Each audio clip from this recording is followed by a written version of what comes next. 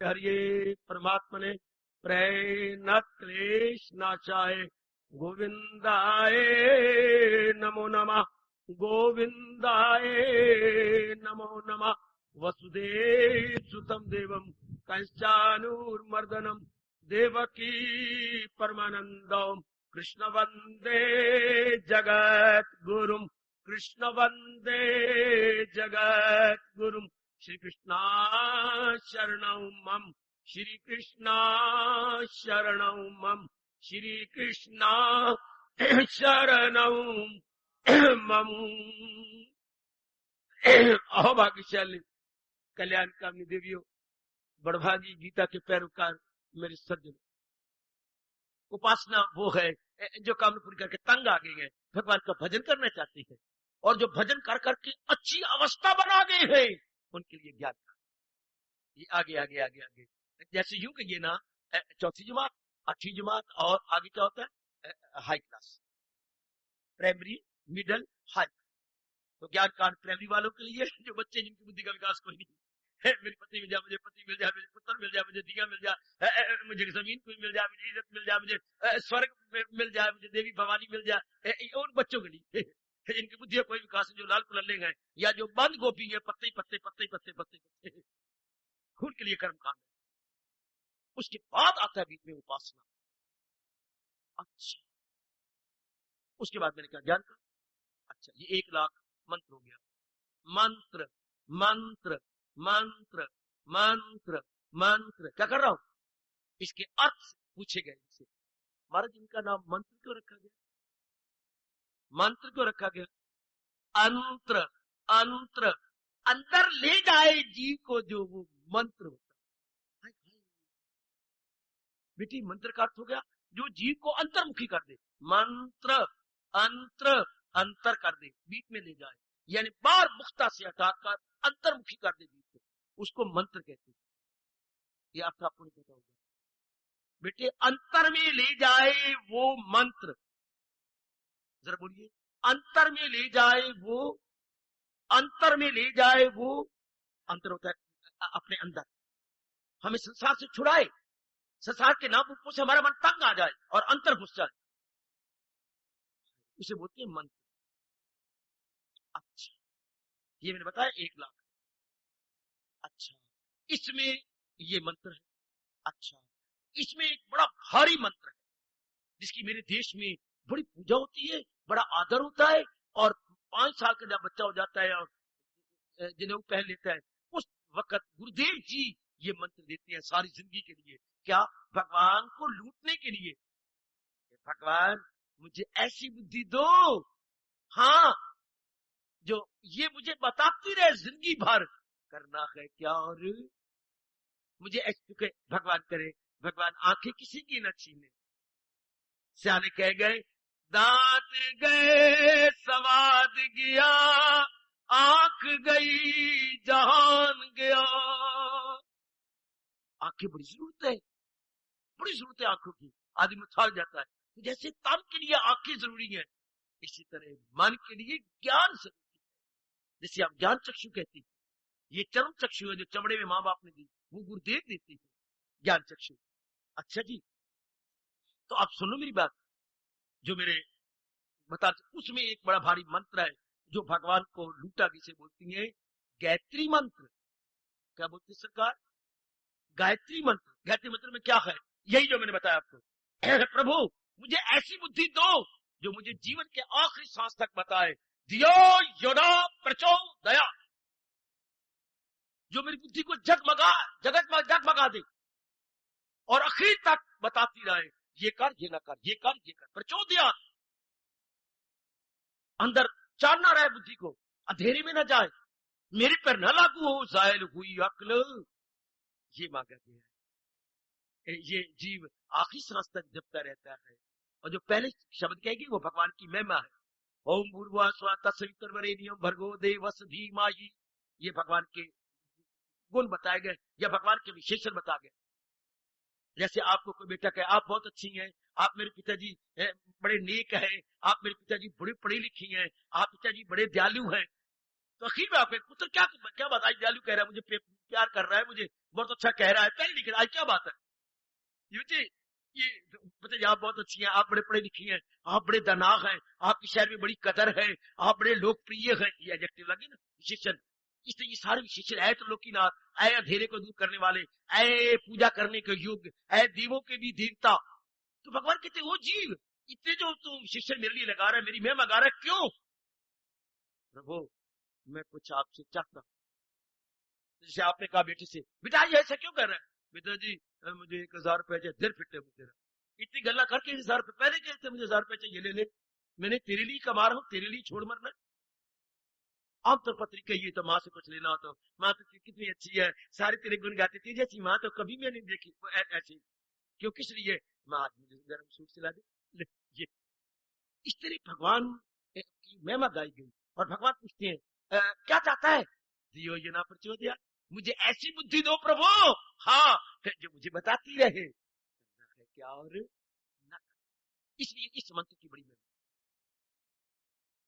अब तो यूं तो अनेक मंत्र है, अपने वेदों में तो सारे मंत्र है, पर कुछ ऐसे मंत्र है जिनको महामंत्र कहा जाता।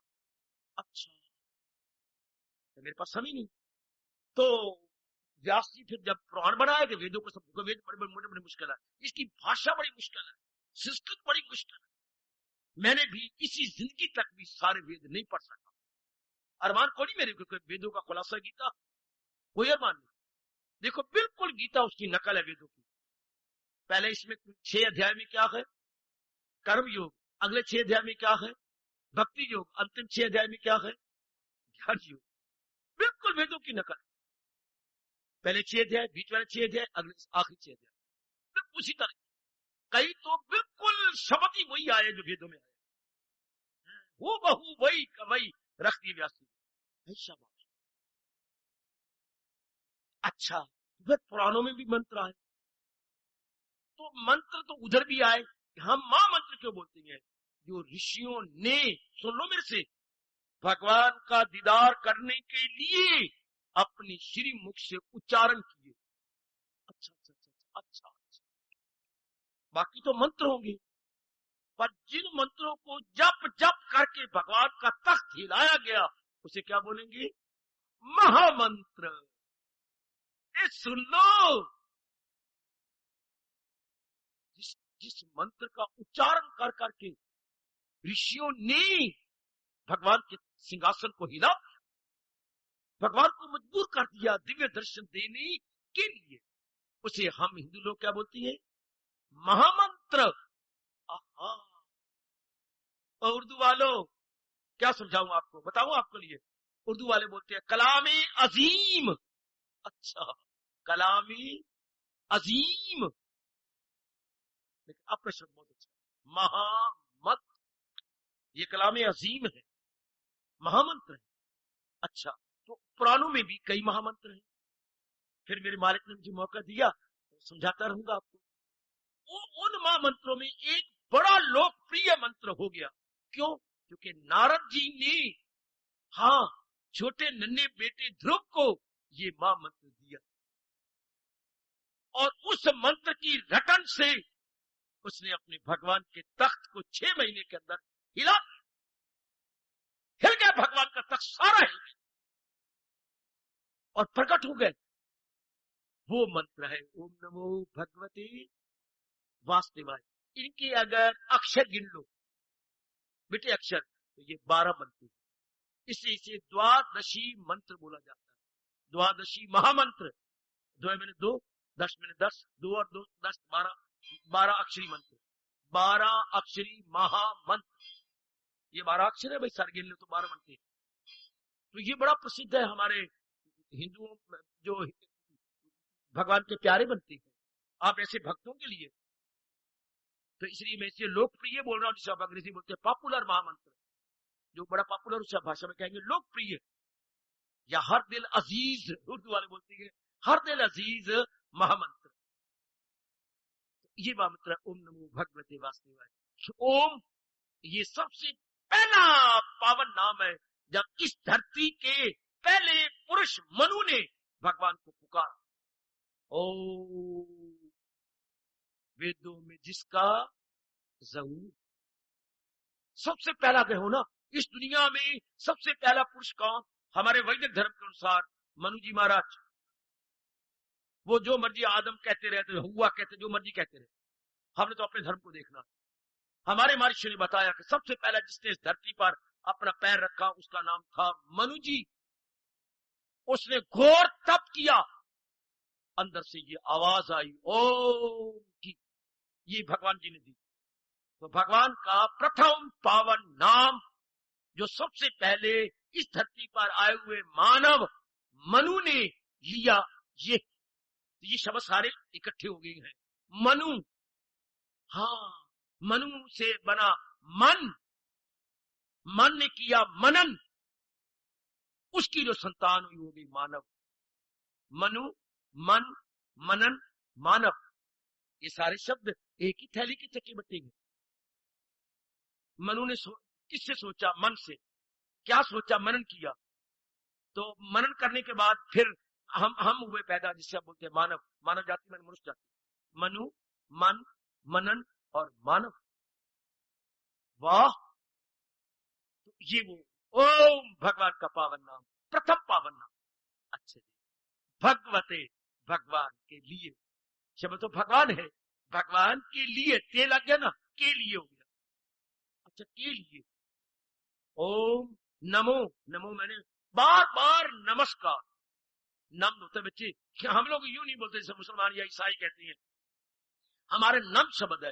नम मैंने अपनी छाती तक झुक जाओ। अगर मैं आपको नमस्कार करूं तो मेरा सिर, मेरा मस्तक, मेरी छाती और मेरे दो हाथ यूं झुक जाए, इसे बोलते हैं नम। नम मैंने झुक के प्रणाम करना। नमति, नमता, नमंती, हमारे यहां विनम्रता दिखाई जाती है। हमारा क्यों? ताकि हमारा अहंकार मरे। हमारे के सामने अपना सिर और अपनी छाती नीचे और दोनों हाथ जोड़ के यूं करते हैं, अर्थात हमारा आप बना रहे। भाई जी नमस्कार, तो नमस्कार का मतलब ही यही है। हाँ, आदर दिया आपको, आदर यही नहीं जो नमस्कार भाई, ये कोई नमस्कार नहीं। जिसमें अहंकार न टूटे वो नमस्कार नहीं होता। इसलिए भला हो अर्जुन का, जिसने ये अनुभव करके बड़ी खुशी में कहा तुम्हें नमस्कार हाजराना, तुम्हें नमस्कार गैबाना, तुम्हें नमस्कार हो हर तरफ से। क्यों? कुल में जलवा चारों ओर में तुम्हें देखता हूं, इसलिए मैं नमा प्रस्तार, आगे नमस्कार, पीछे नमस्कार, अगल नमस्कार, बगल नमस्कार, ऊपर नमस्कार, नीचे नमस्कार। क्यों? चूंकि तुम मुझे सर्वव्यापी दिखाई दे रहे हो, मैं तुम्हें चारों ओर देखता हूं। ओम नमो, हे मेरे प्रभु, हाँ, आपको मेरा विनम्रता पूर्वक, अब अपनी भाषा में क्या विनम्रता, उर्दू वाले कहेंगे बड़ी आइजी के साथ मैं प्रणाम करता हूं। ऐ मेरे भगवान, मैं बड़ी आइजी विनम्रता के साथ, विद ग्रेट हेमिलिएशन, मैं सैल्यूट करता हूं, मैं प्रणाम करता हूं। ओम नमो, किसको मैं ओम कह रहा हूं? वो मेरे भगवान जिसका पावन नाम ओम है। और आगे भगवते का आ गया, भगवान के लिए। मैं किसी ऐरा गैरा को नहीं कर रहा, उस भगवान के लिए कर रहा हूं। किस भगवान के लिए? जिन्होंने मेरे कारण से, भक्तों के कारण से वसुदेव के घर में आके अवतार। ये होगी साकार पूजा। वेदों में थी निराकार पूजा, ज्योति की पूजा थी। भगवान ज्योति स्वरूप, जो तारीकियों से बहुत दूर है, वही नूर जो आला नूर है। ये तो उस वक्त होती रही पूजा वेदों में। और जब आगे समय आया, अवतार लिया व्यास जी ने, तो फिर ज्योति पूजा बड़ी मुश्किल होती है। खफी को न समझेंगे, शरीरधारी निराकार की पूजा करने में बड़ी कठिनाई महसूस करता था। आगे क्या रख के क्या करे, किसको रख के मैं भक्ति करूं, किसका मैं नाम लूं? कोई नजर तो आता नहीं, कोई दिखाई तो देता नहीं। तुम हो एक अगोचर, पर हो सबके प्राण पति। हो अगोचर में फिर क्या आगे क्या रखूं? मन लगता है किसी रूप में। अरे मन तो किसी रूप में लग जाता है, तो रूप तो भगवान का नजर नहीं आता। तो व्यास जी की मेहरबानी से साकार पूजा शुरू हुई। साकार मैंने गॉड विद फॉर्म, पहले था गॉड विदाउट फॉर्म, अब विद फॉर्म हो गई। विद फॉर्म क्या? भगवान ने अवतार लेने शुरू कर दिया। अच्छा, अर्थात एक नौरानी रूप में प्रकट होने शुरू हो गए। अच्छा, एक अलौकिक दिव्य मेटाफिजिकल डिवाइन फॉर्म में भगवान प्रकट हुए। और प्रकट होंगे तो किसी घराने प्रकट होंगे। हाँ, तो वसुदेव के घर में क्यों हुए? आत्ताइयों का नाश करने के लिए और अपने प्यारों को भक्ति प्रेम बढ़ाने के लिए। तो वसुदेव पिताजी का नाम, हमारे इष्ट देव के पिताजी का नाम है वसुदेव बेटे। तो आज तक ये रिवाज है, बाप के नाम के साथ बेटे का नाम होता है। जैसे बाप का नाम, उसमें आ की मात्रा लगा दो। क्या वसु का बेटा था जो, कड़ा लगा दो। जैसे वासुदेव, अच्छा अच्छा, बीच में लगा दो, चेक करना। हम कहें संसार संबंधी ये बात, तो संसार है, संसार संबंधी सांसारिक चर्चा, अब भी हम करना लगाते हैं, बीच में आ की मात्रा देते हैं। इसलिए वसुदेव के यहां जिनका अवतार हुआ वासुदेव, ओम नमो भगवते, मैं उस परमात्मा को बार बार नमस्कार कर रहा हूं जो वसुदेव के घर में भक्तों के कल्याण के लिए प्रकट। ओम नमो भगवते वासुदेवाय, देवाय शब्द है, उनके लिए वासुदेवाय, ओम नमो भगवते वासुदेवाय। हे वसुदेव के घर में जो अवतार भक्तों के कल्याण के लिए जिन्होंने अवतार लिया और जिन्होंने अपने श्रीमुख से कहा अया हो के युग युग में आता हूं मैं उस भगवान को, अपने उस इष्ट देव को प्रणाम करता हूं, बार बार नमस्कार करता हूं। तो जब हम सिर झुकाएंगे तो सिर में वो अच्छी बुद्धि देंगे। सुनो सुनो सुनो, अच्छा, जब हम मस्तक झुकाएंगे तो मस्तक में भक्ति देंगे। सुनो सुनो सुनो, जब हम छाती झुकाएंगे तो मैंने कहा था नाभि से 10 उंगल ऊपर ये मन का स्थान है, तो मन में भक्ति भाव देंगे। तो कितना लाभ रहा सिर झुकाने में, मस्तक झुकाने में और छाती को नीचे करने में। और हाथ जोड़ेंगे तो हाथों से शुभ करने की प्रेरणा देंगे। इसलिए नमस्कार में हाथ जरूर जोड़ने चाहिए ताकि भगवान इन हाथों में ताकत दे, बुरे कर्म इनसे ना हो, इनसे शुभ कर्म हो। हाँ, मन में उच्च कोटि के भाव, भक्ति भरे भाव, प्रेम भरे भाव उठे। There must be high thinking so for the mind is concern. अच्छा, और सिर झुका तो इसमें ज्ञान होना चाहिए, इसमें पता होना चाहिए, क्या विवेक, अक्ल सलीम, ये मेरे भगवान बख्शे मुझे पता लगे करना है क्या। और तो ये जंक्शन बताएगा, ये भगवान शक्ति देंगे, क्योंकि भगवान की मनोपली यह देता हूं उनको वो दानिश का योग हो जाती है मुझसे। ये अपने इष्ट देव को प्रणाम किया गया देवी, ताकि इसमें विवेक रहे, अच्छा, मन में भक्ति रहे, अच्छा, और हाथों से कर्म योग हो। तीनों योग आ गए, ज्ञान, भक्ति और हाथों से कर्म योग। इसलिए हम सिर झुका करके कहते ओम नमो भगवते वासुदेवाय। हे मेरे अवतारी दाता, आपके चरणों में मेरा विनम्रता पूर्वक हाथ जोड़कर नमस्कार। भगवान ज्ञान भर देती है बुद्धि में, अच्छा जी, और भक्ति भर देती है इस मन में, अच्छा जी। जब हाथ जोड़ गए तो इनमें कर्म योग भर देती है। कर्म योगी कभी बुरे कर्म नहीं करता, कर्म भोगी तो बुरे कर्म करता है, कर्म योगी बुरे कर्म नहीं कर सकता, क्योंकि कर्म योग के अंदर भगवान की झलक है। उसने हर क्रिया में अपने भगवान को देख के करना है। इसलिए रब भी हमें पाठ पढ़ा रहा है, फकत मेरी खातिर तू। जब हर काम होगा तो वो कर्म योग हो जाएगा। ऐसा कर्म आपको भगवान के चरणों में ले जाएगा। जो दुनिया वाले करते हैं कर्म भोग, वो ऐसा कर्म उनको प्राणी पदार्थों के साथ मिलाता, क्योंकि वो कर्म करती है प्राणियों को लेने के लिए, पदार्थों को लेने के लिए। वो कमाते क्यों है? मैं बहुत कमाऊं, मेरा मकान हो जाए, मकान मिल जाएगा, मेरी औरत अच्छी औरत मिल जाएगा, बच्ची मिल जाएगी, और चीजें मिल जाएगी। वो कर्म भोग है। और हम जो करते हैं ये कर्म योग, भगवान को प्रसन्न करने के लिए। तो ये कर्म पढ़ के भगवान की ओर ले जाएगा, उनको कर्म पकड़ करके जहान की ओर ले जाएगा। ओए होए होए होए, लगाई थी लो जिससे वो प्राणी पदार्थों के लिए कर्म करते हैं, उनको वो मिल जाती है। हम भगवान को खुश करने के लिए करते हैं, वो मिल जाते हैं। भगवान ने स्पष्ट कहा है, जो देवों को पूजे वो देवों को पाए, परस्तार मेरे पास आए। ये महामंत्र का मैंने संक्षिप्त में अर्थ बताया मेरी देवी। ओम नमो भगवती।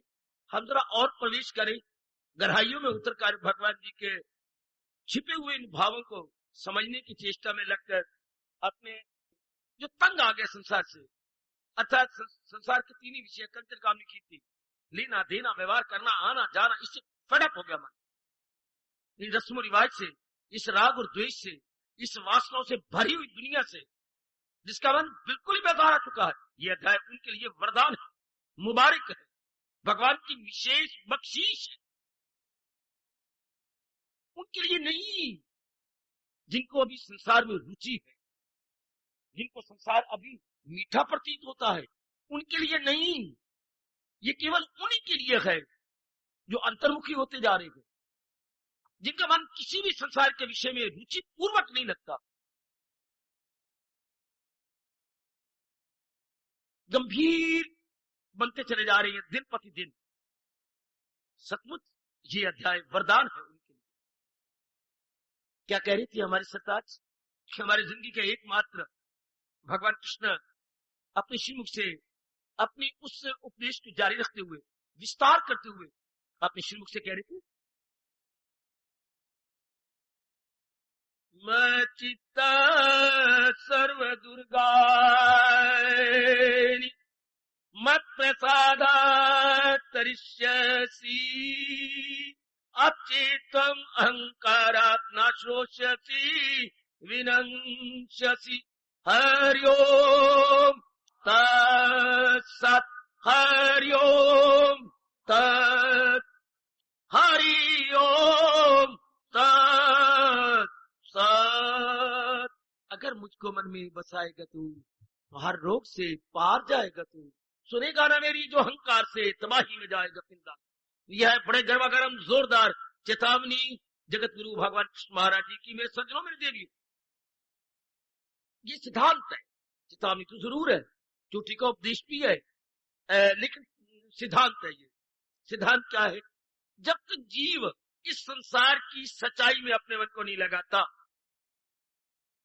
और इन चलायमान प्राणी पदार्थों में लगाता रहता है, शांत नहीं हो सकता, आनंदित नहीं हो सकता। अपने मन में एक विशेष प्रकार के बेचैनी और बेकरारी जो नहीं चाहते वो हमें मिलती रहेगी। हमसे जो छोटा सा टोला भगवान की कृपा से या आ रहा है, इस बात की गहराई में उतर जाए कि कल्याण कब होता है, ये शांति कब मिलती है, जी मुक्त कब होता है। जो इस संसार की टिकी हुई चीजें, जिसे अधिष्ठान बोलती है, बैकग्राउंड बोलती है, बेस कहती है। इस संसार का बेस क्या है? भगवान। ध्यान देना मेरी कल्याणकामी देवियों, इस संसार का बेस अर्थात आधार, इस संसार का आधार क्या? आधार बताऊं कैसे? कभी ना कभी कहीं ना कहीं आपने देखा होगा घड़ा पड़ा हुआ घड़बंदी पर, लकड़ी के चौखटा बना होता है, 4 लकड़ियां लगी होती हैं चारों तरफ, और वो जोड़ दिया तो वो चौखटा बन गया। 1 2 3 4, बीच में जगह खाली बन गई, बिल्कुल उसके ऊपर घड़ा रख देते हैं, वो घड़े का आधार हो गया। तो घड़ा इधर उधर डोलेगा नहीं। बहुत अच्छा दृष्टांत दे गया महापुरुष। जब आपने उस चौखटे के ऊपर, बेस के ऊपर घड़े को रखा तो घड़ा डोलेगा नहीं, और घड़ा अपने आप में क्या है, उसके नीचे पैदा ही नहीं है। वो अगर पानी से भर दी जाए लुढ़केगा, कभी पानी यूं गया, कभी पानी यूं गया, कभी पानी यूं गया। और अगर हम चौखटे के ऊपर रख देते हैं, बड़े आराम से घड़ा पड़ा रहेगा, और जब भी आपको जल चाहिए मिलेगा। और बिना चौखटे के अगर आप घड़ा रखती हैं तो शायद समय अनुसार आपको पानी ना मिले, क्योंकि वो लुढ़कता रहता है, कभी दाई कभी बाई हो।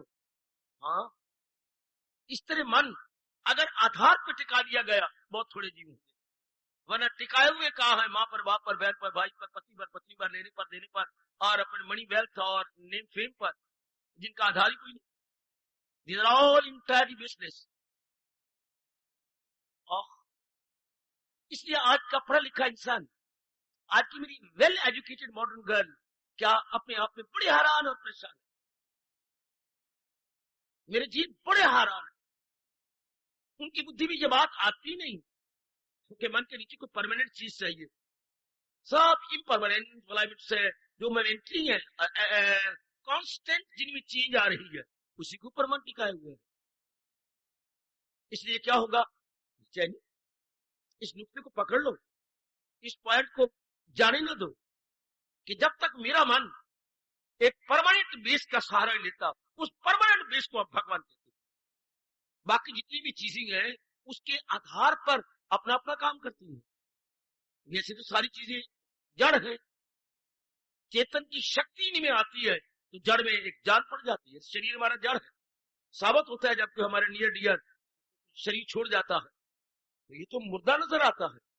मैंने कई बार पहले भी कहा, शिव से शव बन जाता है, शिव से शव, बस कितना अंतर आ गया।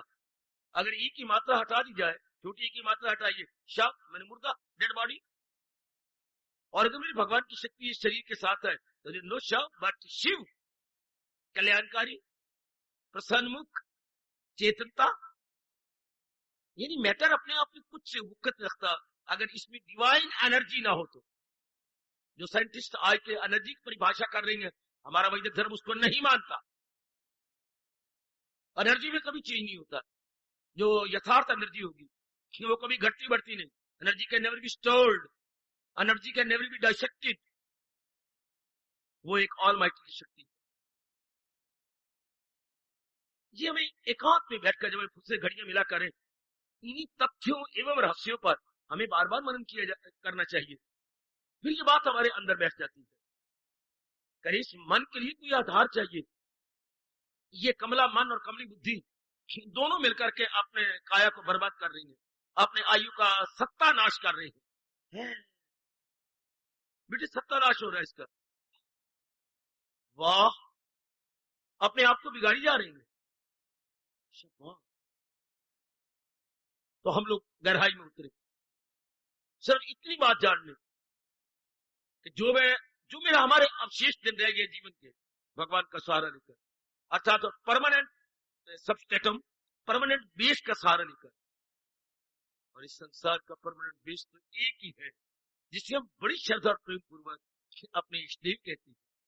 इस तरीके से मेरे भगवान कह रहे हैं, अगर मुझको मन में बसाएगा तो ये तो वैसे कंट्राडिक्शन प्रतीत होता है, भगवान का फरमान विरोधी बात नजर आती है। वो क्या पहले नहीं है क्या उन्हीं की शक्ति से हमारी बुद्धि और मन और हमारा तन, तीनों उपकरण या तीनों इक्विपमेंट नहीं काम कर रहे? क्यों नहीं कर रहे? तो फिर भगवान के ये कहने का अभिप्राय क्या हुआ, अगर मुझको मन में बसाएगा तो अर्थात मन में आधार लेगा। आधार लेना कुछ और होता है, हाँ समझ लेना कुछ और होता। हमने भगवान का आधार नहीं ले रखा होता तो बहुत अच्छी अवस्था बनी, और जिन्होंने ले लिया है दिन प्रतिदिन उनकी गति चल जा रही है। दिन प्रतिदिन ऐसी मेरी बेटियों की आंतरिक अवस्था बड़ी शानदार बनती जा रही है, जिन्होंने पूर्ण पेन अपने मालिक का सहारा ले लिया। उनके संसार के संकल्प विकल्प बंद होते जा रही है, संसार की चिंताएं घटती चली जा रही है, मन हमेशा अपने आप में रहता है। वाह, पूर्ण पेन प्रसन्नता में रहती है। इसलिए भगवान एक सिद्धांत बता रहे हमें, जो कल्याणकामी जीव है, काम कामियों के लिए नहीं उपदेश है, कल्याणकामी, जिनके मन में अपने वेलफेयर की, अपनी बहबूदी और तरक्की की दिव्य इच्छा भगवान की प्रेरणा से जाग उठी है। हर एक तो इसको ले गई, हजारों में होगा कोई खाल खाल वो जिसको फिक्रे असूले कमाल। आजकल के जमाने में तो हजारों लाखों में थोड़े से जीव होंगे जिनके मन में ये लगन लग जाए कि मैंने सिर्फ खाने पीने और विलासता में ही अपने जीवन को गुजार नहीं देना, बल्कि मैंने परलोक भी बनाना है। कुछ भी क्यों ना हो जाए, हर कीमत पर मैं अपनी जान कुर्बान करते हुए भी इसको निभाऊंगी, कुछ भी क्यों ना हो जाए, एनी कॉस्ट। ये भाव जिनमें बच जाता है, उनको भगवान चेतावनी दे रहे हैं, अपने मन को मना ले। हमें भगवान कहीं भी रखे, कुछ भी हमारे से काम ले, कहीं भी रखे, कोई भी कार्य हम संपन्न करें, ये कोई प्रश्न ही नहीं उठता। प्रश्न तो ये है, मन के नीचे आधार किसका है? कंचन का, कामनी का, कीर्ति का नहीं, अपने इष्ट देव का। That's all, neither more nor less, that's all. बड़े आपके भाग्य अच्छे अगर हम सब ने रल मिल करके अपने भगवान का सहारा ले लिया। सहारे के बाद भगवान ने ये स्पष्ट किया, ये नहीं कि माना मैं धोखा दे जाए।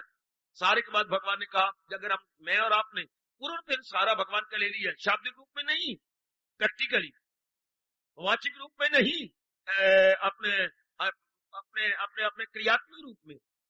अच्छा, तो फिर क्या दशा बन जाती है अंदर? अंदर हमारी क्या दशा बनती है? न हो उसको फिक्रे चुनाव। महाराज जी ने हमें उसके लक्षण ही बता दिया कि अंदर का फिर लक्षण ये हो जाएगा कि संसार की चिंता खत्म। कब? जब प्रभु का चिंतन शुरू हो जाए, चिंता खत्म। एक ने रहना है, या तो चिंतन या चिंता। अब वाह, दो कितने प्यारे शब्द है अपने राष्ट्रभाषा के, या तो चिंतन या चिंता। चिंतन भगवान का जो है ख्याल, उर्दू वाले बोलेंगे क्या फिक्र छोड़ जिक्र कर, जिक्र शुरू हो जाएगा, फिक्र खत्म हो जाएगा।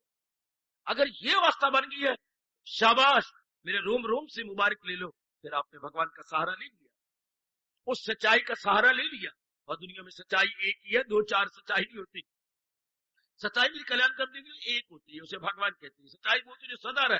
सदा का मतलब कल गुजर गया, आज गुजर रहा, कल आने वाला है। ये वाला से पास्ट, प्रेजेंट एंड फ्यूचर, इन तीनों में जो चीज हमेशा रहे उसे हमारा वैदिक धर्म कहता है ट्रुथ, सत्यता, जिसको 17वें अध्याय भगवान कह रहे हैं हकीकत यही है, हकीकत सत्य, सदाकत यही गए, सदाकत। दुनिया में वही तो वास्तविकता एवं सत्यता है। गीता के कृष्ण जी अपने इस उपदेश को आखिर में ले जा रहे हैं और ये चेतावनी दे रहे हैं, अगर मुझको मन में बसाएगा तुम हर रोग से पार जाएगा। सचमुच हम रोग नहीं चाहते। रोग यही न समझना कि शरीर की बीमारियां नहीं, शरीर की बीमारियां भी होती हैं। मन की बीमारी, मन में चिंता, मन में बेचैनी, मन में वासनाएं, मन में कामनाएं, मन का किसी बात स्थिर न रहना, कोई निर्णय ले न सकना, इसको मन की बीमारियां कहती हैं। तन की बीमारियां तो आप भली प्रकार जानती हैं। और बुद्धि की बीमारी क्या? असमंजस में रहना। असमंजस में, हाँ, ना हो तो उसको समाज की बीमारी बोलते हैं। और वर्ल्ड में लड़ाई झगड़ा फसाद, वर्ल्ड में जब उत्पात शुरू हो जाए तो वो विश्व बेचैनी शुरू हो जाती है, विश्व रोग शुरू हो जाता है। अच्छा, ये नाना प्रकार के रोग कब दूर होते हैं? हम तो बात बड़े पैमाने की नहीं कर रहे, हम तो बात व्यक्तिगत रूप में कर रहे हैं। गीता जाती भी व्यक्तिगत रूप में, पहले अपने आप को ठीक कर लो। आपके कारण से आपके पास मिलने जुलने वाले ठीक होते जाएंगे। प्रकृति का नियम ही यही है। अगर एक व्यक्ति अपने आप को ठीक करे तो आपके पास वही आएगा जो आपके मन के सतार के अनुसार, आपके मन के स्टैंडर्ड के मुताबिक है, वही आपकी सखी बनेगी। दूसरी सखियां उड़ जाएंगी, आपके पास नहीं आएगी, क्योंकि आपका मन का स्तर बदलता चला जाता। शाबाश, आपने गुजरी जिंदगी पर नजर दौड़ाओ। पहले जब आप बार मुखी थी तो आपके मित्र यार बार मुखी आते गए, खाने पीने, शराबी, कबाबी इत्यादि। जब आपने पॉलिटिक्स में हिस्सा लिया, यानी राजनीतिज्ञ बने, तो देखिए कैसे कैसे कार्यकर्ता आपके पास आए। अब आप धार्मिक बनते जा रहे हैं। कहां गए वो विलासी आपके यार दोस्त? कहां गए वो सियासतदान, वो पॉलिटिशियन वाले कहां गए? वो सामाजिक कार्यकर्ता सब भाग गए। अब आपके मित्र क्या गए? जैसे आप बनते जा रहे हैं। जो जो इंसान के अंदर का विकास होता है तो उसका अपना समाज एक नया बनता जाता है। आप पुरानी बातें, आपको पुराने दोस्त जो बार मुखिया नहीं अच्छे लगते, और ये सियासतदान भी आपको नहीं अच्छे लगेंगे, जो नीतिज्ञ है वो भी आपको, राजनीतिज्ञ वो भी नहीं अच्छे लगेंगे। आपको परमात्मा के प्यारे अच्छे लगेंगे। जैसे गाड़ी दिल्ली की ओर जाती है, जो जो आगे आगे जा रही, दिल्ली नजदीक आ रहा है, जो जो आपके मन का विकास होता जाता है, आपके जैसे गाड़ी पिछले स्टेशन छोड़ती जा रही है, अगले स्टेशन की ओर भाग रही है, इस तरह इंसान का मन विकास करता जा रहा है।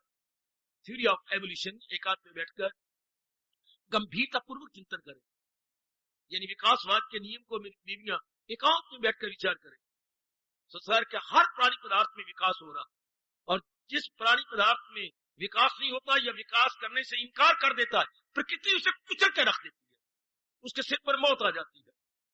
प्रकृति का ये नियम है चारों ओर, बढ़ो या मरो, एडवांस और पेरिश। बड़ा जबरदस्त नियम है भगवान का, एडवांस और पेरिश, बढ़ो या मरो। हाय, या तो बुद्धि बढ़े या शरीर खत्म हो जाएगा, या मन का विकास हो, इंसान पागल हो जाएगा, नहीं विकास करता तो। हमारे अंगों का विकास हो, वरना उस अंग में विशेष प्रकार की बीमारी पड़ जाएगी। यही हाल बाहर का है। वृक्ष बढ़े, अगर कोई टहनी इनकार करती है बढ़ने से, सूख जाएगी और तेज तेज कुल्हाड़ों से काट दी जाएगी। जिधर भी आप नजर मारेंगे, पशु वर्ग में भी, पक्षी वर्ग में भी, मनुष्य वर्ग में भी, देव वर्ग में भी, दानव वर्ग में भी, वाह, पक्षी वर्ग में भी हम देखते या तो ये बढ़े या उनकी मौत आ जाती है। मौत बाबा, हाँ, विकास करने के लिए मौत भी एक विकास का मौका देती है। कि अगर तुम इस शरीर में विकास नहीं करते, let it be another body. वाह, ये प्रकृति का नियम बना हुआ है। ये हम विकास करें, अपने आप को तरक्की दें, और आगे बढ़े और आगे बढ़े और आगे चले, एक ही जगह न रुक जाए। आप जानती है तालाब का पानी गंदा क्यों होता है और नदी का पानी को साफ रहता है? नियम है, चले सो पानी निर्मला, खड़ा सो गंदा। जो पानी चलता रहेगा वो निर्मल होगा, जो पानी अपनी चाल को छोड़ देगा तालाब के रूप में आ जाएगा, सड़ जाएगा, गंदा हो जाएगा, वो पड़ जाएगा। जो इंसान अपने बौद्धिक रूप में, मानसिक, शारीरिक, पारिवारिक, सामाजिक रूप में उन्नति नहीं करता, सड़ जाएगा, गल जाएगा, खत्म हो जाएगा। हाय रब्बा, हाय रब्बा, हाय रब्बा। मैं और आप कुछ नहीं कर सकते, ये भगवान का अटल नियम। भगवान ने सृष्टि बनाई है मेरे देवियों, तो इन्हीं अटल नियमों के आधार पर ये सृष्टि अपना अपना काम कर रही है। आओ भगवान की वाणी को लेकर हम मन के नीचे आधार बनाए, तभी हम धार्मिक उन्नति कर जाएंगे। जब मन का आधार परमानेंट होगा, हाँ, अब जैसी मर्जी आप उन्नति करो, जैसे मर्जी आप अपने आप को ले चलो। अरे आप तो रस्सी टपा करती थी, रस्सी खेत कैसे रस्सी होता है? अपने आप को कायम रखती हो, अपने हाथों को कायम रखा है, अपनी बॉडी को कायम रखा हुआ है। केवल पैर जो है, ऊपर की जांघें भी कायम है, गुड, ऊपर की बॉडी भी कायम है, गुड, ऊपर का सिर भी कायम है, गुड, केवल नीचे पैर हिल रहे हैं और रस्सी नीचे से निकल रही है, and you enjoy like anything, no doubt. इसी तरह जब हमारा आधार कायम हो तो इंसान कमाल कर दे। आज के पढ़े लिखे इंसान को यही नहीं पता लगता कि मैं कोई चीज तो परमानेंट रखूं, ना इरादा परमानेंट, ना विचार परमानेंट, ना कार्य परमानेंट, ना रिश्ते परमानेंट, ना लेन देन परमानेंट। इसलिए आज का इंसान क्या हो रहा है, क्या दुख पा रहा है, बड़ा हैरान और परेशान है। भगवान से सब कुछ उसने ले लिया है, इज्जत भी है, सेहत भी है, कमाई भी अच्छी है, पत्नी भी है, बच्चे भी है, फॉर फॉर अवे। कहां है वो शांति? संसार का पैरा फंडीलिया हमने इकट्ठा कर लिया, ये सब कुछ तो लिया था मानसिक शांति के लिए। मानसिक शांति नहीं मिल सकती। इंसान एड़ी चोटी का जोर मार ले, भगवान को एक साइड पे रखकर, अर्थात उस परमानेंट बेस को एक साइड पे रखकर, अगर हम चाहें कि अपने जीवन के 4 दिन आराम से काटें, टोटली नेक्स्ट टू इम्पॉसिबल। जैसे रेत को पीड़ने से कोई उम्मीद रखे कि मुझे तेल मिलेगा, कभी नहीं मिलेगा। तेल तो हमेशा बीजों से निकला करता है, रेत पीड़ने से नहीं। हाय, संसार के प्राणी पदार्थों को पीड़ने से शांति नहीं मिलती, बल्कि भगवान का आधार रखने से। इसलिए हमारे सरताज हमारे जीवन के एकमात्र परम हितैषी भगवान कृष्ण एक सिद्धांत रूप में हमें याद करवा रहे हैं, अगर मुझको मन में बसाएगा तू हर रोग से पार जाएगा, बुद्धि बिल्कुल टिक जाएगी, मन हाई थिंकिंग में अर्थात उच्च विचारों में टिक जाएगा, और हमारे कर्म, हमारे अंग, हाँ, शुभ विचारों में टिक जाएगा। ओए होए ओए होए, बाबा एक बार फिर कहे, बुद्धि एक ही इरादा लेकर टिक जाएगी, बुद्धि की बीमारी खत्म। मन चोटी के विचारों में टिक जाएगा, मन की बीमारी खत्म। तन शुभ कर्मों में टिक जाएंगे, तन की बीमारी खत्म। इसके बाद भगवान में तल्लीन हो जाता है। जब बुद्धि टिक जाए, बुद्धि एक चोटी का इरादा लेकर टिक जाएगी, मन उच्च विचार भगवत संबंधी लेकर टिक जाएंगे, और कर्म जो होंगे बड़े साउंड एंड हेल्थी एक्शन होंगे, healthy decision, healthy thinking and healthy activities. इसके बाद क्या? जी भगवान की जात में समा जाता है। और आजकल का देखा जाए बिल्कुल unsound decision, unsound thought and unsound activities, जिसका परिणाम गम बेहिसाब उनको दिन हो के, ये हमारे कृष्ण ने हमें बता दिया। ये हमारे सरताज, हमारे जीवन के एकमात्र गाइड, फ्रेंड और बेस्ट फिलॉसफर ने हमें कह दिया। फिर ऐसे इंसान भटकता रहेगा, कोई चैन नहीं होगा, चाहे दिन हो या रात, चाहे इन हो या आउट, हाँ, चाहे देश हो या विदेश, मन बेचैन रहेगा, मन बेकरार रहेगा। इंसान भूला फिरता है कि बहुत पढ़ जाऊं मैं शांत रहूंगा। क्या पढ़ाई, शांति पढ़ाई की मनापली है? मैं बहुत कमा लूं शांत जाएगा, तो क्या आज की पढ़ाई मनापली है? क्या बहुत पढ़ जाएंगे तब शांति मिलेगी? नहीं, ये भूल भुलैया। मेरी फला जगह शादी हो जाए, मैं जिसको चाहता हूं वो मेरे पति बन जाए, यू हैव दैट, लेकिन पीस ऑफ माइंड में है ही नहीं। पता नहीं मेरे भगवान की कब मेहर होगी, अपने प्राणियों पर, और जो इस बात को जान लेंगे, क्या अगर मुझको मन में बसाएगा तू हर रोग से पार जा। आज ही भगवान को एक तरफ छोड़े हुए है, कोई परवाह नहीं भगवान की, ना करो तो पीसा। मैं कहीं तो जब संपर्क में आता हूं या आते हैं, यही कहता हूं, पीस ऑफ माइंड क्यों नहीं? विचार करो ना, आप पड़े हुए हो, कमाते भी हो, घर में पत्नी है, मकान भी आपका दो मंजिला है, फिर शांति क्यों नहीं? आपके पास घूमने फिरने के लिए कोई व्हीकल भी है, नो डाउट, फिर पीस ऑफ माइंड क्यों नहीं? ये सब कुछ तो पीस ऑफ माइंड के लिए ही गैदर किया है। पीस ऑफ माइंड भगवान को छोड़कर हो ही नहीं सकता। बेटे, हलवाई मिठाइयां बनाए नाना प्रकार की, और खांड ना मिलाए बीच में, तो रस कहां से आएगा? हाय हाय, मिठाइयां बनाए नाना प्रकार की और खांड की चाशनी ना मिलाए, तो रस कहां से आएगा?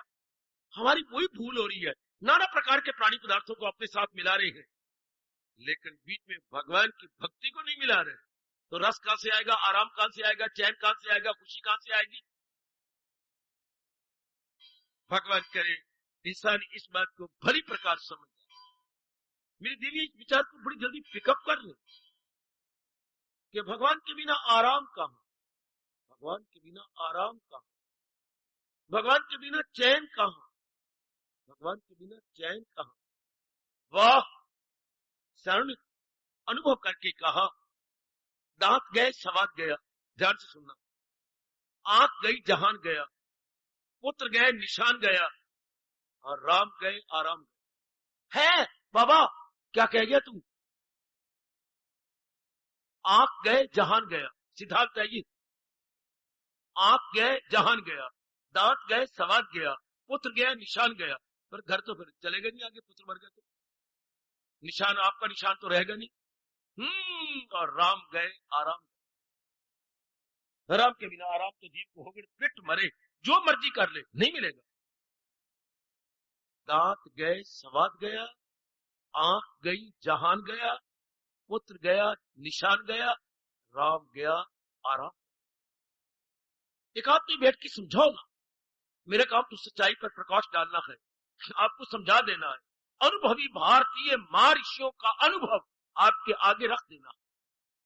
Now it is up to you to think over again again again again again again, और वो बात हमारी अपनी बन जाए। इसी सिद्धांत को मद्देनजर रखते हुए हमारे सताज फरमा रहे गए, अगर मुझको मन में बसाएगा तू हर रोग से पार जाए। और जिसने भी इस मार्ग में बढ़कर अनुभव किया, यही अनुभव किया, किसी भी महापुरुष की जीवनी पढ़िएगा, आपको यही वो बताएंगे, भगवान के बिना आराम नहीं, भगवान के बिना चैन नहीं। चाहे विवेकानंद को ले, चाहे गुरुदेव स्वामी रामकृष्ण को ले, चाहे कबीर जी को ले, चाहे पातशाहियों के अंदर गोता मारे, और वहां से ध्वनि नहीं यही निकलेगी, परमेश्वर दे भुलिया व्यापन सभ्य। अनुभवी को ले, जो इस मार्ग में आगे निकलकर भगवान की जात में तल्लीन हो चुके हैं, उन अनुभवियों के फरमान पर हम विचार विमर्श करें, तो 100 सियानो इक्को मत और मूर्ख अपवा। सियाने का मतलब पहुंचे हुए, सियाने का मतलब जो रियलाइज्ड सोल है, उनका एक ही मत आएगा, एक ही उनका अनुभव।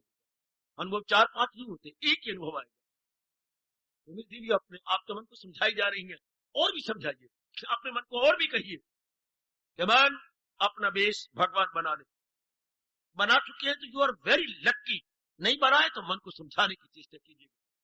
मन बेस में भग, जैसे मैंने घड़े का दृष्टांत दिया, ये दृष्टांत मेरे गुरुदेव का मुझे बहुत अच्छा लगा कि घड़ा बिना चौकटे के स्थिर नहीं रह सकता। आप चाहे कुछ स्टेबलाइज हो जाए, बिना चौकटे के, बिना घड़वंजी के नहीं स्थिर रह सकता। नीचे चौकटा चाहिए, क्योंकि घड़े का अपना पैंदा कोई नहीं होता, घड़े का अपने नीचे आधार नहीं होता है। घड़े तो आप जानती हैं, नीचे ऐसा गोल मटोल सा बना होता है, मेरे मुंडे हुए सिर की तरह घड़ा होता है, अब उसको नीचे चौकटा चाहिए। हाँ, इस तरह मन का अपने आप कोई बेस नहीं है, इसके नीचे आधार चाहिए। इसने आधार तो लिया है, पर वो आधार लिए जो खुद ही चलायमान है, जो खुद ही टेम्परेरी है, खुद टिके हुए नहीं है। ये माँ, ये बाप, ये बहन, ये भाई, ये पति, ये पत्नी, ये इज्जत, ये मान, ये बढ़ाई, ये रुतबे, ये पदवियां, these are all temporary and passing show. ये कितना अच्छा शब्द गुरुदेव का, पासिंग शो, गुजरता हुआ जुलूस। जैसे महाराज जी की अवतारी दिन आती है तो जुलूस शहर से गुजारे जाते हैं, तो जुलूस का काम क्या होता है? इस चौराहे पर गीत सुना दिया और ये जुलूस आगे निकल गया, अगले चौराहे पर, अगले चौराहे पर।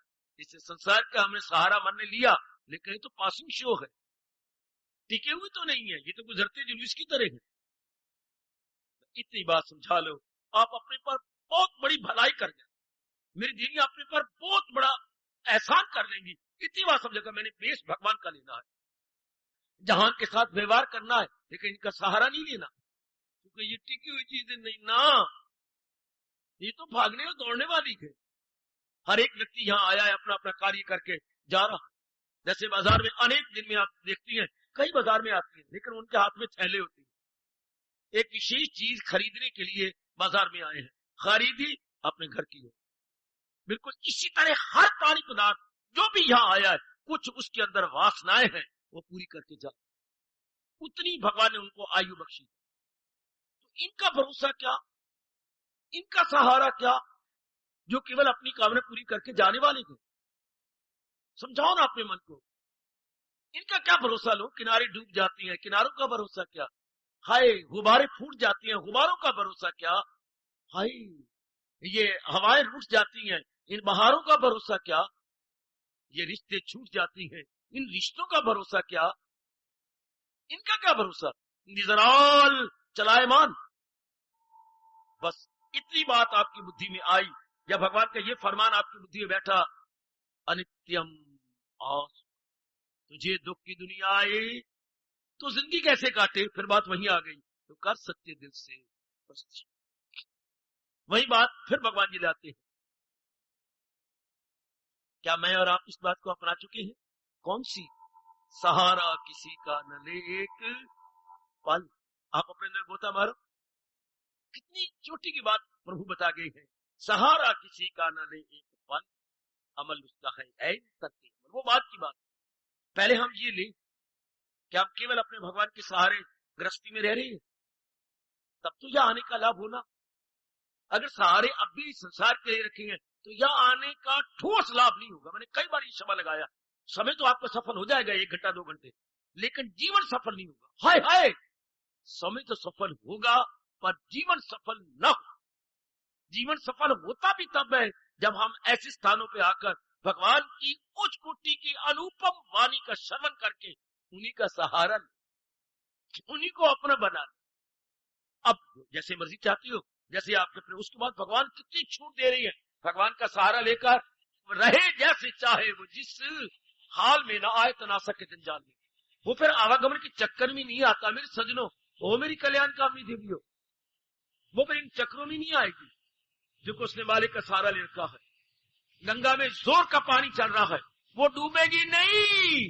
जिसने जंजीर को पकड़ करके गोते मारे हैं, जिसने जंजीर को पकड़ा हुआ है, वो पानी के बहाव में बह नहीं जाएंगे, बल्कि वो वहीं रहेंगे हर की पौड़ी पर। हाँ, जिन्होंने जंजीर नहीं पकड़ी वो बह सकती हैं या कहीं कहीं निकल जाएंगे। जिन्होंने मेरे भगवान का सहारा नहीं ले रखा, वो इन हवाओं और फिजाओं में, कामना और वासना में कहीं के कहीं लुढ़क जाए। और हम देख भी रहे गए, जिन्होंने अपने मालिक का सहारा नहीं ले रखा, बेचारे बहुत दुखी है, बहुत उदास है, हताश है, निराश है। भगवान की इस चेतावनी को नहीं भूलना। ओ मेरी भगवती, इस चेतावनी को हमेशा के लिए हम अंतःकरण में रख लें। अगर मुझको मन में बसाएगा तू, श्री भगवान वाच, हर रोग से पार जाएगा तू। सुनेगा ना मेरी, संसारी को देख लो, सुनेगा ना मेरी जो अहंकार से तबाही में जाएगा। तबाही तबाही है अगर आप भगवान का सहारा बौद्धिक, मानसिक, शारीरिक की कार्य रूप में नहीं लेते, फिर तबाही है, फिर बेचैनी बेकरारी है, फिर जीना बड़ा मुश्किल हो जाता। अगर हम मनमानी करें और बुद्धिमानी ना करें, दो शब्द इतने अच्छे हैं। मनमानी करने वाले अनेक, बुद्धिमानी करने वाला कोई एक आदमी। अब हमने मनमानी नहीं करनी, कृष्णमानी करनी है, बुद्धिमानी करनी है। उसके बाद जी बिल्कुल अपने भगवान का सहारा लेकर अब दिन काटे, बिल्कुल मालिक के संग रहेगा। लो, फिर जीवन गुजरेगा किस तरह? जो भगवान ने बात कही है, अब वो अपने आप ही हमारे जीवन में आती जा रही है। काम में मन रहे, ध्यान पल भी न गुजरेगी ऐसे। फिर हम सब की, मैं हूं या आप, आंतरिक अवस्था ये पाएंगे। तान काम में मन रहे, सार के अजीब वो गरीब हालात से, बदलती हुई नाना प्रकार की विकट परिस्थितियों से तंग आ चुके। भगवान की सृष्टि तो ये लोग द्वंदात्मिक है ना, कोई इसमें क्या दखल देगा, सिर सड़ाएगा अपना दखल देकर। द्वंदात्मिक क्या, कभी दिन कभी रात, कभी सुख कभी दुख, कभी संयोग कभी वियोग, उसको उल्ट भी होगा, कभी सेहत कभी बीमारी, कभी राग, वो चीजें हमें संसार की अच्छी लगेंगी, कभी द्वेष, वो चीजें कुछ समय महीनों के बाद या कुछ काल के बाद हमें अच्छी नहीं लगती।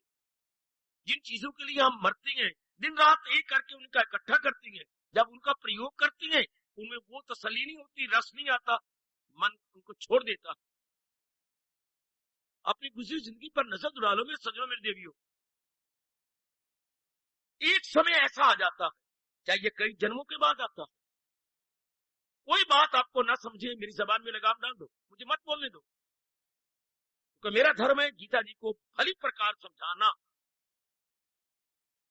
अच्छी तरह इस पर प्रकाश डालना। नहीं समझ आती मुझे रोको, मुझे टोको, मैं भगवान की वाणी का प्रचारक हूं। जब तक बुद्धि में बात ना बैठे मुझे टोक लो, रोक लो ना, मुझे एक शब्द भी ना बोलने दो। एक समय ऐसा जरूर शरीर में आता है, मन में आता है, इंसान तंग आ जाता है। थोड़ा सा भी आप अगर विचार करें तो आप सहमत हो जाएंगे। वो मित्र दोस्त कितने बदलते रहे, जैसे आप बदलते रहे ऐसे आपके मित्र दोस्त भी बदलते रहे। हाँ, आप कुछ और बनते रहे, आपका वातावरण भी, आपका वातावरण भी कुछ, आपका वातावरण भी कुछ और का और बनता रहा। जैसे आपकी बुद्धि बदली, जैसा आपका मन बदला, जैसे आपका शरीर के ख्यालात बदले, जैसी आदत बदली, आपने देखा आपने उसी तरह अंदर के, और ये द्वंद्व हम देखते रहे, इसे बोलते हैं द्वंद्वात्मिक लोग, अर्थात एक जैसा नहीं रहेगा। अभी देखिए आज का दिन, हाँ दिन हुआ, लो अब शाम हो रही है, थोड़ी देर रात हो जाएगी, इसे बोलते द्वंद्व में जोड़ा। जरा ध्यान दे लेना, कोई ये कहे कि दिन नहीं रहे, रात ना आए, ये कभी हो सकता है? नहीं हो सकता। कोई कहे सेहत बनी रहे और बीमारी ना आए, नहीं हो सकता। सुनो मेरे से ध्यान से, कोई कहे मेरा सारे अपमान करते रहे, नहीं हो सकता, अपमान भी होगा। ध्यान से सुनो, नहीं समझ आती मुझे टोक लो। कोई कहे आपसे हमेशा कोई प्यार करता रहे, नहीं हो सकता। शाबाश, आज जो आपसे प्यार कर रही है, कल जब उनकी स्वार्थ को लगेगी चोट, आपसे तकरार करेंगे। तो प्यार और तकरार ये दोनों पैरेलल जा रहे हैं, जैसे रेलवे की लाइनें पैरेलल जाती है, समान अंतर पर जा रही है, अपनी भाषा में कहेंगे समान अंतर पर लाइनें जा रही है, इसलिए ये सारे समान अंतर पर जाते हैं, राग द्वेष। आप इसको संसार के स्वभाव को बदल नहीं सकते, अपने को बदल सकती हैं, संसार के स्वभाव को नहीं बदल सकते। कोई कहे रात ही रहे, उल्लू कहे कि रात ही रहे, चमगादड़ कहे रात ही रहे, चोर चक्के राजर कहे रात ही रहे, दिन न चढ़ा करे, आप कहेंगे बेवकूफ है ये, रात के बाद दिन ने भी आना है, दिन के बाद रात ने भी आना है। जैसे ये आप कहेंगे दिन के बाद रात भी आएगी, रात के बाद दिन भी आएंगे, इससे सेहत के बाद बीमारी भी आएगी, मान के बाद अपमान भी आएगा, जन्म के बाद मरण भी होगा, मरण के बाद जन्म भी होगा, संयोग के साथ वियोग भी होगा। आज आपके साथ घर में मिले हुए हैं, बेटियां हैं, बेटी है, बहू आई है, बहू की बच्ची है, ये, लेकिन ये हमेशा ऐसा नहीं रहेगा। खुदा देता है जिनको ऐश, उनको गम भी होते गए, जहां बजती है शहनाई वहां मातम भी होते गए। जिन घरों में आपने शहनाइयां बजती देखी, नाचो गाना देखा, वह है सियापा दे पिटाका, अपने अंग मार मार के अपने हाथों से लालो लाल करते हुए आपने आंखों से देखा। इसे द्वंद्वात्मक बोलती है। जहां इतनी कुछ था उसके आप उल्ट दिन भी देखते रहे। जिन्होंने दान में क्या वो सदा व्रत खोले हुए थे, हैं लंगर खोले हुए थे, उनको दाने दाने का मुताब भी आपने देखा, भिक्षा मांगते हुए देखा। कारोबार में घाटा पड़ गया, मकान बिक गए, दुकानें बिक गई, हैं ऐसा सिट्टा किया, पत्नी ने आत्महत्या कर ली, आप रह गए, बीमारी लगी गंदी, धक्के खा रहे। ये द्वंद्वात्मिक है। पूछो मेरे से ऐसा क्यों? भगवान ने 3 गुणों से सृष्टि बनाई है। त्रिगुणात्मिक बोलते हैं, त्रिगुणात्मिक, अच्छा, कभी सत्वगुण प्रधान, कभी रजोगुण प्रधान, कभी तमोगुण प्रधान, ये प्रधानता रहेगी। कभी दिन आ रहा है, कभी दोपहर आ रही है, कभी शाम का वक्त है, कभी रात है, कभी आधी रात है। आह लो, कभी आप गर्मियों में ठंडी हवाओं के लिए तरसते थे, अपने घर के अंदर वो लगा रखे थे क्या, रूम कूलर, कि हवा पानी के साथ छू करके आपको मिले, और आप फिर भी रूम कूलर हवा लेते हुए भी कुछ घबरा रहे थे। और आज वही ठंडी हवाएं बिना मांगे छोटे बाव वो शीत लहर चलेगी, तो लेकिन आप घबराएंगे, जुकाम होगा, नजला होगा, नाक से शू शू होगी। अब इसी हवा से घबरा करके बाहर कम निकलेंगे। हाँ, कहीं आप दस्ताने लगाएंगे, कहीं जुराबे लगाएंगे, और शरीर को पता नहीं कितने गर्म कपड़े पहन लेंगे। वाह, कभी उन्हीं हवाओं के लिए तरसा जाता है और कभी उन्हीं हवाओं से बचा जाता है। ए मेरे दाता, तेरी क्या सृष्टि बनाई, विचित्र, विलक्षण, very very mysterious, very very strange. इसलिए जीव का मन इनसे तंग आ जाता है। जो जो बुद्धि और मन का विकास होगा, जो जो बुद्धि विकसित होगी, मन उच्च कोटि के विचार करने लग जाएगा, संसार से टूट जाएगा। संसार की चाल उसे अच्छी नहीं लगेगी, संसार का व्यवहार उसे अच्छा नहीं लगेगा। अच्छा, हाँ, जब ये व्यवहार, ये चाल, ये राग, ये द्वेष अच्छा ना लगे, इसी को वैराग कहती है। जो परमात्मा अपनी भक्ति देने से पहले इसी तरह वैराग देता है, जैसे सूर्य निकलने से पहले खितक पर प्रातःकाल क्या लालिमा छा जाती है। आपने कई बार देखा मेरे बच्चे, लालिमा, लालिमा से अरुण उदय होता है। सूर्य देवता उसी लालिमा से, और लालिमा किसकी है, सूरज की। लालिमा किसकी है, सूर्य की है। सूर्य जरा अभी दूर है, पहले उसकी लालिमा का प्रतिबिंब आया है। इस तरह वैराग भगवान की लालिमा है, वैराग भगवान की लालिमा है। उसी लालिमा से साधना शुरू हो जाती है, जिससे प्रभु प्रकट होते हैं। मेरे मालिक, मेरे दाता, ये अनिवार्य है। और सृष्टि बनाने वाला भगवान खुद कहता है, 13वां अध्याय, यही गौर करना के लिए छीन सुख, जन्म, मौत, पीरी, मर्ज, दर्द, दुख, ये सुख के लुटेरे हैं। जैसे कोई बैंक से 50,000 की थैली लेके आ रहा हो और दो लुटेरे बंदूक लेकर जा, दे दो अभी गोली आपके सीने में, इसलिए लुटेरे कहेंगे, लूट के ले जाती है। इस तरह क्या जन्म हमारे सुखों को लूट रहे। जन्म में कितने दुख होते, आपने देखा ही मेरी बेटी, मां बनना बड़ा मुश्किल है, बहुत मुश्किल। जब से बच्चा पेट में आता है तब से लेकर बच्चे को पालने तक कितना मुश्किल। ये तो माया पर्दे डाल देती है, जो दूसरे बच्चे के लिए आप तैयार हो जाती है, बड़ा भारी मुश्किल। फिर आगे मरण, एक उच्च कोटि महापुरुषों का मरण बड़ा आसान है। वो सांप के केंचल की तरह शरीर को छोड़ देती है, या कमीज के उतारने की तरह अपने शरीर को फेंक देती है, जिनकी बड़ी अच्छी साधना है, वरना मरण का बड़ा भारी दुख। फिर जरा, बुढ़ापा, बुढ़ापा पूरा रोग है, इट सेल्फ रोग है, ओल्ड एज इट सेल्फ बीमारी है। बुढ़ापे ने कैसी मचाई है लूट, बुढ़ापा खुद लुटेरा है। आह, कानों की सुनने की ताकत लूट के ले गया बुढ़ापा, आंखों को देखने की शक्ति बुढ़ापा लूट के ले गया, इतने कीमती मोतियों को लज्जाने वाले दांत बुढ़ापा लूट के ले गया, बुद्धि की स्मरण शक्ति बुढ़ापा लूट के ले गया, खून के दौरे चलने की शक्ति बुढ़ापा लूट के ले गया, हाथों की शक्ति ले गया बुढ़ापा, हाँ, पैरों की शक्ति ले गया बुढ़ापा लूट के, हाथ लड़खड़ा रहे गए, पैर लड़खड़ा रहे गए। हाय, कितनी हैरानगी की बात, अपने अंगों पर विश्वास नहीं रहा, एक जड़ लकड़ी पर विश्वास रहा है। मेरा बाबा लकड़ी के सहारे जा रहा है, अपने अंगों पे विश्वास नहीं रहा। आए आए आए मां, आए मां, हाय हाय करते जा रहा है। बुढ़ापे ने कैसी मचाई है लूट। कभी एक आदमी बैठ के कहा करो, बुढ़ापे ने कैसी मचाई है लूट। हाँ, आया बुढ़ापा, हाँ गए दांत टूट।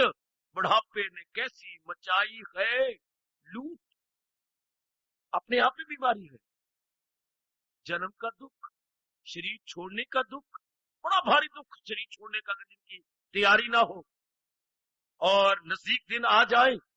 नहीं मरना चाहता इंसान, नहीं मरना चाहता, एक सामान्य और साधारण पुरुष शरीर नहीं छोड़ना चाहता, क्योंकि उसने अभी मोह का जाल फैलाया हुआ है, अपने शरीर के साथ भी उसकी अटैचमेंट है। फिर मैंने कहा, भगवान फरमाती है बुढ़ापे का बड़ा भारी दुख।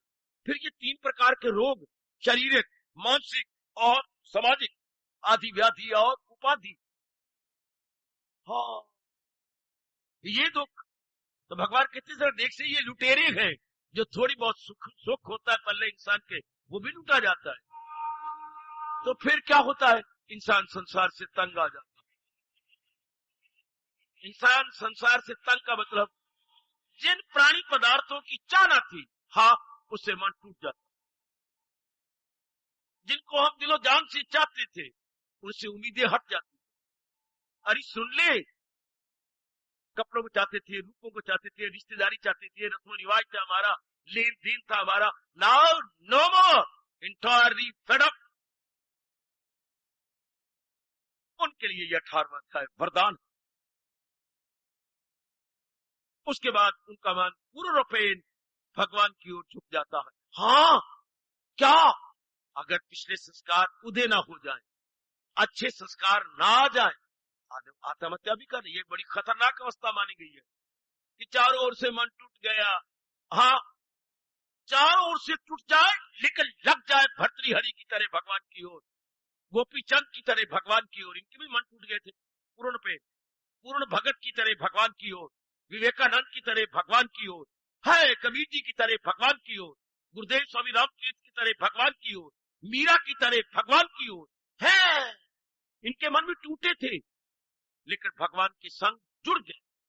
हार्दिक धन्यवाद।